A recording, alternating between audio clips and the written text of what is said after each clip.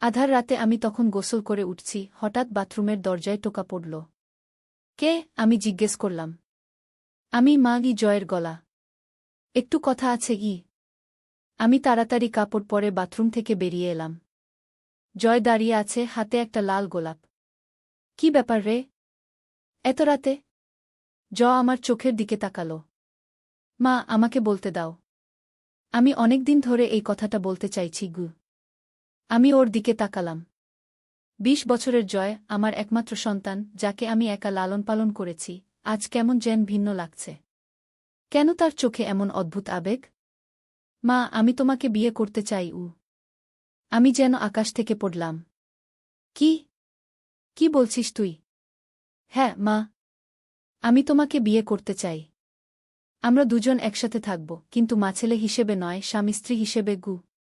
আমার মুখ দিয়ে কথা বেরুচ্ছিল না। আমার ৩৮ বছরের জীবনে আমি কখনো এমন কথা শুনিনি।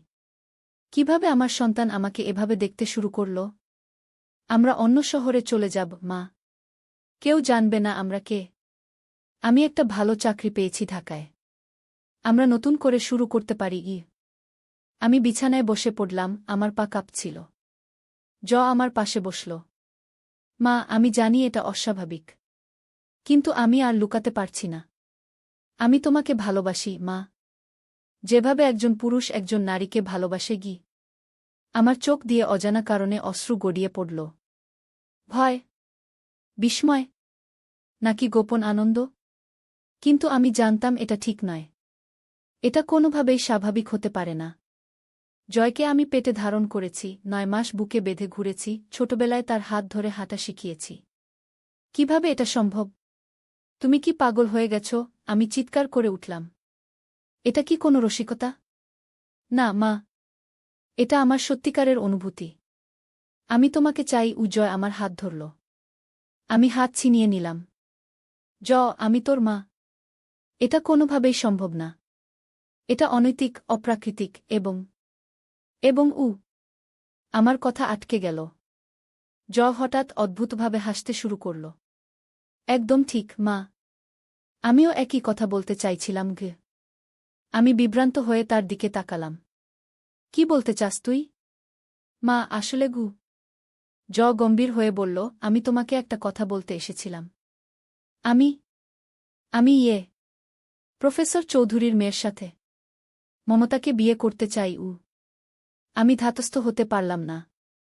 তাহলে এতক্ষণ যা বললি সেগুলো? ওটা আসলে একটা প্র্যাকটিস, মা।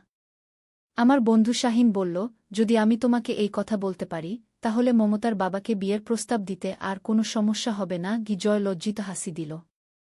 আমি বিছানায় লুটিয়ে পড়লাম। তোর মাথা খারাপ? আমি তো ভেবেছিলাম যে আমি সত্যিই তোমাকে বিয়ে করতে চাই। জয় হেসে উঠল। আমি কি এতটাই পাগল, মা? আমি তাকে এক চড় মারলাম। ভুতুড়ে! আমার প্রাণ বেরিয়ে গেল প্রায়। এমন মজা করার কি দরকার ছিল? হাসতে হাসতে আমার পাশে বসল। মমতার বাবা খুব কড়া স্বভাবের। যে কোনো সিচুয়েশন হ্যান্ডেল করতে শিখছি। আমার রাগ একটু কমল। তুই কি সত্যিই মমতাকে বিয়ে করতে চাস? ঘাড় নাড়ল। হ্যাঁ, মা। আমরা দুজন পরস্পরকে খুব ভালোবাসি। কতদিন ধরে চলছে এই ব্যাপারটা? প্রায় ২ বছর। জয় মাথা নিচু করে বলল। আর আমাকে একবারও বলিসনি? আমি আবার রেগে গেলাম। তোমাকে বলার সাহস পাইনি। ভেবেছিলাম তুমি রাগ করবে যে আমি এত ছোট বয়সে বিয়ের কথা ভাবছি। আমি দীর্ঘশ্বাস ফেললাম। তো এখন কোথা থেকে সাহস পেলি? আমার দিকে তাকালো। মা, আমি কালকে মমতার বাবার সাথে দেখা করতে যাচ্ছি। আমি চাই তুমি আমার সাথে যাও। আমি চমকে উঠলাম। কি? একদিন আগে আমাকে বলছিস? এত তাড়া কিসের? আমার হাত ধরল। মমতার বাবা একটা বড় চাকরি পেয়েছেন দুবাইতে। ওনারা আগামী মাসে চলে যাচ্ছেন। প্রফেসর চৌধুরী বলেছেন, যদি আমরা বিয়ে করি, তাহলে মমতাকে এখানে রেখে যাবেন আমাদের সাথে। নইলে ওকে সাথে নিয়ে যাবেন।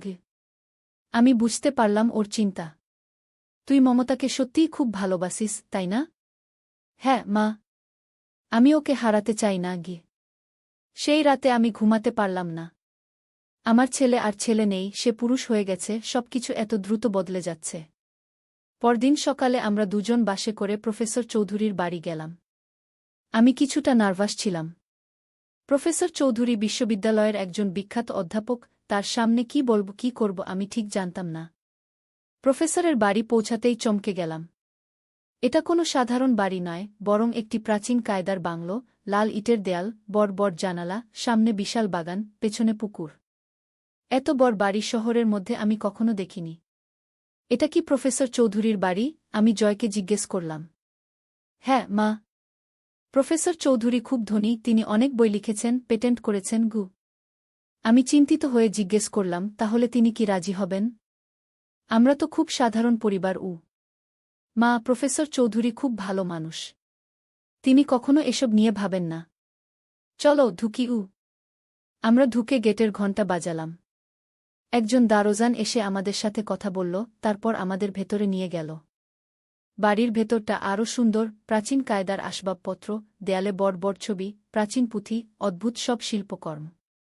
দারোজান আমাদের বসার ঘরে বসতে বলল। স্যার আসছেন বলে সে চলে গেল। মা, আমি কিন্তু ভয় পাচ্ছি, আমার কানে ফিসফিস করল। হ্যাঁ, আমারও ভয় লাগছে। এত বড় বাড়ি, এত বড় লোক, তিনি কি আমাদের সাথে কথাও বলবেন? কিছুক্ষণ পর প্রফেসর চৌধুরী ঘরে ঢুকলেন। দীর্ঘকায়, পাতলা চেহারা, সাদা চুল, বয়স 50-এর উপরে, পরনে ধুতি পাঞ্জাবি। তার চোখ দুটি উজ্জ্বল, কোটরগত, আর ভ্রু দুটি ঘন। নমস্কার, আসুন বসুন, তিনি আমাদের বললেন। আপনারা জয়ের মা, তাই না? আর জয়, তোমার সাথে আমার অনেকবার কথা হয়েছে ফোনে। তোমরা চা খাবে? আমরা চা খেতে চাইলাম। প্রফেসর চৌধুরী একজন কাজের লোককে ডেকে চা আনতে বললেন। তো জয়, তিনি বললেন, তুমি আমার মেয়েকে বিয়ে করতে চাও? ঘাড় নাড়ল। হ্যাঁ স্যার। কেন? প্রফেসর জিজ্ঞেস করলেন। জয় একটু ধাতস্থ হতে পারল না। মানে? স্যার, আমি আপনার মেয়েকে ভালোবাসি। ভালোবাসা? প্রফেসর হাসলেন। ভালোবাসা কি? এটা কোনো বৈজ্ঞানিক প্রমাণিত বিষয় নয়। জয় কি বলবে বুঝতে পারল না। আমি জয়ের হাত ধরে সাহস দিলাম। স্যার, আমি বললাম, আমার ছেলে খুব ভালো ছেলে। সে খুব পরিশ্রমী, মেধাবী, সৎ। প্রফেসর আমার দিকে তাকালেন। আপনার নাম কি? সুমিতা স্যার। সুমিতা। তিনি আমার দিকে ঝুঁকে বললেন, আপনাকে কি আমি একটা গোপন কথা বলতে পারি? আমি অবাক হয়ে ঘাড় নাড়লাম। আপনি ইউনিভার্সিটিতে পড়েননি, তাই না? তিনি জিজ্ঞেস করলেন। না স্যার, আমি স্কুলের পর আর পড়াশোনা করিনি। আমার স্বামী মারা যাওয়ার পর আমাকে ঘরে বসে সেলাইয়ের কাজ করতে হয়েছে, জয়কে বট করার জন্য। প্রফেসর হাসলেন। আপনার মতো মা আমি খুব কম দেখেছি সুমিতা। আপনি একাই আপনার ছেলেকে বট করেছেন, তাকে ভালো মানুষ করেছেন, তার জন্য ত্যাগ করেছেন। আমি লজ্জা পেয়ে গেলাম। ধন্যবাদ স্যার। কিন্তু প্রফেসর চৌধুরী বললেন, আমার মেয়ে মমতার মধ্যে কিছু সমস্যা আছে। আমরা অবাক হয়ে তার দিকে তাকালাম। কি সমস্যা স্যার? জিজ্ঞেস করল। মমতা। অদ্ভুত। প্রফেসর থামলেন। সে অদ্ভুত জিনিস দেখে, অদ্ভুত কথা বলে। জয় বুঝতে পারল না। আমি তো মমতাকে খুব স্বাভাবিক দেখেছি স্যার। হ্যাঁ, বাইরে থেকে সে স্বাভাবিক। কিন্তু মাঝে মাঝে সে অদ্ভুত আচরণ করে। সে বলে যে সে ভবিষ্যৎ দেখতে পায়। আমরা আরও বেশি অবাক হলাম। এছাড়াও, মমতা তোমাকে ভালোবাসে কি না আমি নিশ্চিত নই, প্রফেসর বললেন। কেন স্যার? জিজ্ঞেস করল। কারণ মমতা আমাকে বলেছে যে তোমার আসল উদ্দেশ্য তার সাথে বিয়ে করা নয়, বরং আমাদের পরিবারের সম্পত্তি পাওয়া। ধাতস্থ হতে পারল না। আমি কখনো এমন ভাবিনি স্যার। আমি আপনাদের সম্পত্তি চাই না, আমি শুধু মমতাকে চাই। প্রফেসর চৌধুরী হাসলেন। জানি মমতাও তা জানে। কিন্তু সে তোমাকে পরীক্ষা করতে চায়। পরীক্ষা? জয় বুঝতে পারল না। হ্যাঁ, মমতা বলেছে তুমি যদি সত্যিই তাকে ভালোবাসো, তাহলে তোমাকে একটা চ্যালেঞ্জ গ্রহণ করতে হবে। কি চ্যালেঞ্জ স্যার? জিজ্ঞেস করল। তোমাকে একটা প্রাচীন খড়গ খুঁজে বের করতে হবে। এটা আমাদের পরিবারের প্রাচীন সম্পদ, যা আমার পিতামহ হারিয়ে ফেলেছিলেন। আমরা অবাক হয়ে গেলাম। খড়গ? প্রাচীন সম্পদ? এসব কি ধরনের কথা? স্যার, আমি বললাম, এটা কেমন ধরনের পরীক্ষা? আমার ছেলেকে কি আপনি বিপদে ফেলতে চান? প্রফেসর চৌধুরী হাসলেন। না, সুমিতা। আমি শুধু জানতে চাই জয় কতটা দৃঢ়প্রতিজ্ঞ, কতটা সাহসী। এই খড়গটি খুঁজে পাওয়া কঠিন, কিন্তু অসম্ভব নয় গে। কোথায় আছে এই খড়গ? জয় জিজ্ঞেস করল। আমি জানি না। প্রফেসর সোজা হয়ে বসলেন। আমার পিতামহ মারা যাওয়ার আগে একটা রহস্যময় নোট রেখে গেছিলেন। সেই নোটে লেখা আছে খড়গের অবস্থান। কিন্তু আমরা কেউ সেই রহস্য বুঝতে পারিনি গে। আমি কি সেই নোট দেখতে পারি? জয় জিজ্ঞেস করল। প্রফেসর ঘাড় নাড়লেন। অবশ্যই। আমি এক্ষুনি নিয়ে আসছি গু। প্রফেসর ঘর ছেড়ে চলে গেলেন। মা, এটা কি একটা পাগলামি? জয় আমাকে জিজ্ঞেস করল। হতে পারে কি, আমি ভাবলাম। হয়তো প্রফেসর তোকে পরীক্ষা করছেন। কিংবা হয়তো মমতাই এই ধরনের রোমাঞ্চকর জিনিস পছন্দ করে কি? আমি কি এই চ্যালেঞ্জ গ্রহণ করব, মা? আমি জয়ের দিকে তাকালাম। তুই মমতাকে সত্যিই ভালোবাসিস? হ্যাঁ, মা গু। তাহলে গ্রহণ কর। প্রফেসর চৌধুরী ফিরে এলেন, হাতে একটি প্রাচীন দেখতে খাম। তিনি খাম থেকে একটি জীর্ণ কাগজ বের করলেন, তারপর সেটি টেবিলের উপর রাখলেন। এটা আমার পিতামহের নোট। আমরা কাগজের দিকে তাকালাম। এটি প্রাচীন বাংলায় লেখা, কিন্তু কিছু অংশ নষ্ট হয়ে গেছে। আমি এটা পড়তে পারছি না, স্যার, জয় বলল। আমি একটি অনুবাদ করেছি। প্রফেসর একটি আধুনিক কাগজ বের করলেন। কাগজে লেখা ছিল, যে খুঁজবে খড়গ সে খুঁজুক নিজের ভিতরে। সূর্য যখন মাথার উপরে, ছায়া যখন পায়ের নিচে, তখন দাঁড়াও পিতামহের ছবির সামনে। পিতামহের দৃষ্টি অনুসরণ কর। 3টি পদক্ষেপ নাও পূর্ব দিকে। ডান হাতে লাল ফুল নিয়ে 7টি পদক্ষেপ উত্তর দিকে। বাম হাতে সাদা ফুল নিয়ে 9টি পদক্ষেপ পশ্চিম দিকে। অন্ধকারে আলো জ্বালাও, আলোতে অন্ধকার খুঁজো। যে লাফিয়ে যাবে সে পড়ে যাবে। যে ধীরে হাঁটবে সে পৌঁছবে। মায়ের নাম জপ করে 3বার মাটিতে হাত রাখো। সেখানেই পাবে খড়গ, যা হারিয়ে গেছে গু। জয় নোটটি পড়ে অবাক হয়ে বলল, এটা তো একটা ধাঁধা, স্যার। হ্যাঁ, জয়। আমার পিতামহ এই ধরনের ধাঁধা পছন্দ করতেন।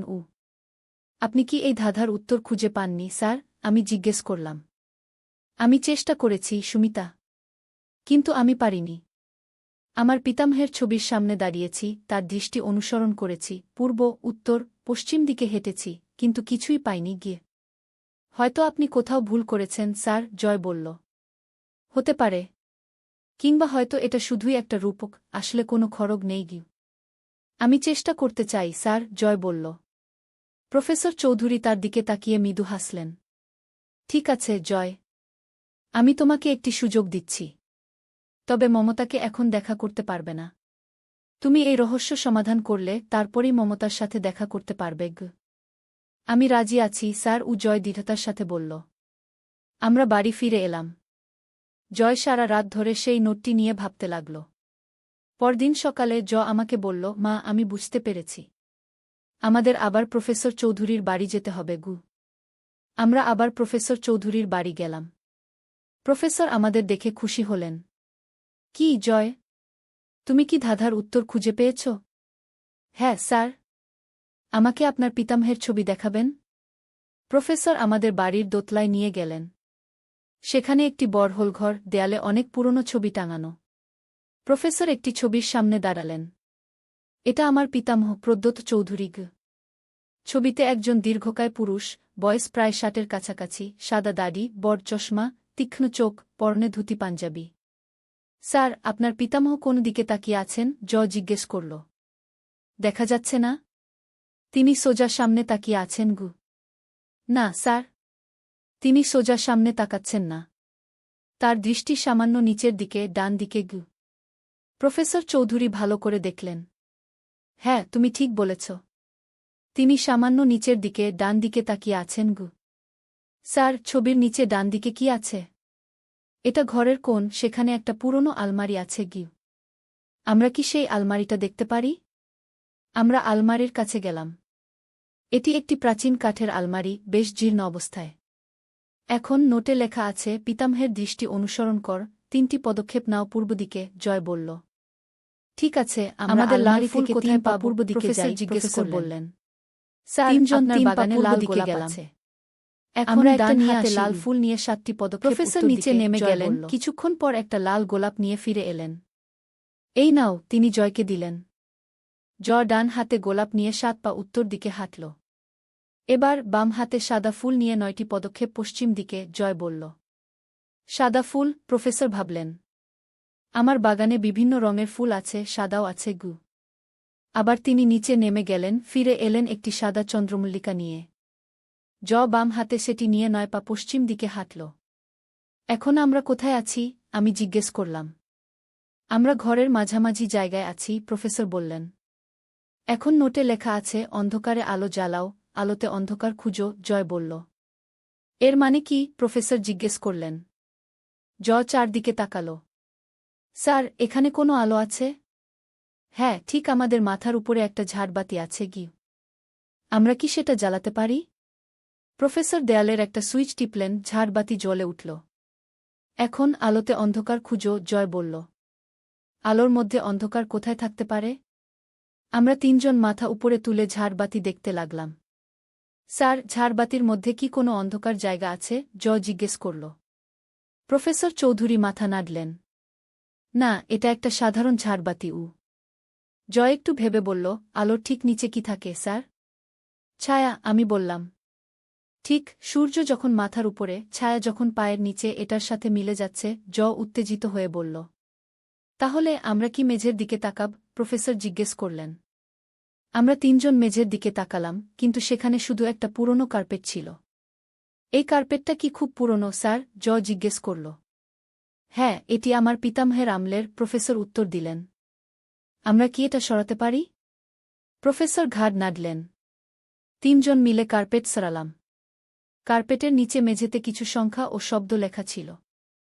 7911113, যার ব্যবধান 3, জয় পড়ল। এগুলো মৌলিক সংখ্যা, প্রফেসর বললেন। এবার নোটে লেখা আছে, যে লাফিয়ে যাবে সে পড়ে যাবে। যে ধীরে হাঁটবে সে পৌঁছবে, জয় বলল।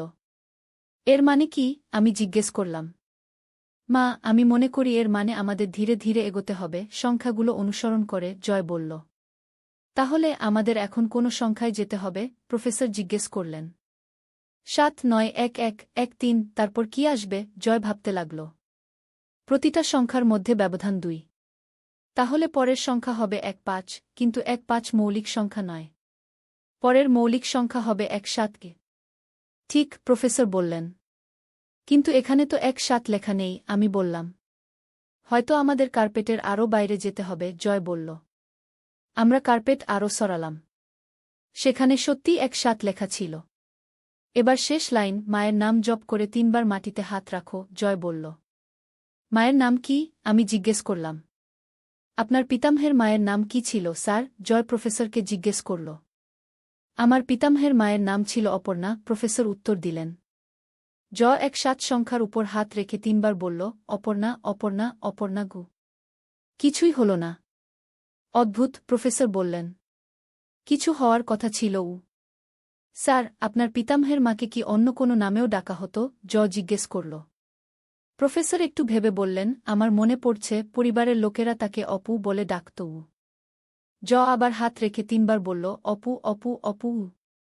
হঠাৎ মেঝে থেকে একটা শব্দ হল, 17 সংখ্যার নিচে একটা ছোট্ট দরজা খুলে গেল। ভগবান, প্রফেসর বিস্ময়ে চিৎকার করে উঠলেন। দরজার ভেতরে একটা সিন্দুক। সিন্দুকে একটি প্রাচীন দেখতে খড়গ, তার হাতলে মণিমুক্তা বসানো। এটাই সেই খড়গ, প্রফেসর বিস্ময়ে বললেন। এতদিন এটা এখানেই লুকানো ছিল। তুমি সফল হয়েছ, আমি খুশি হয়ে বললাম। প্রফেসর খড়গটি তুলে নিলেন, তাকে দেখে মনে হচ্ছিল তিনি অভিভূত হয়ে পড়েছেন। তুমি আমাদের পরিবারের একটা প্রাচীন হারিয়ে যাওয়া সম্পদ ফিরিয়ে এনেছ।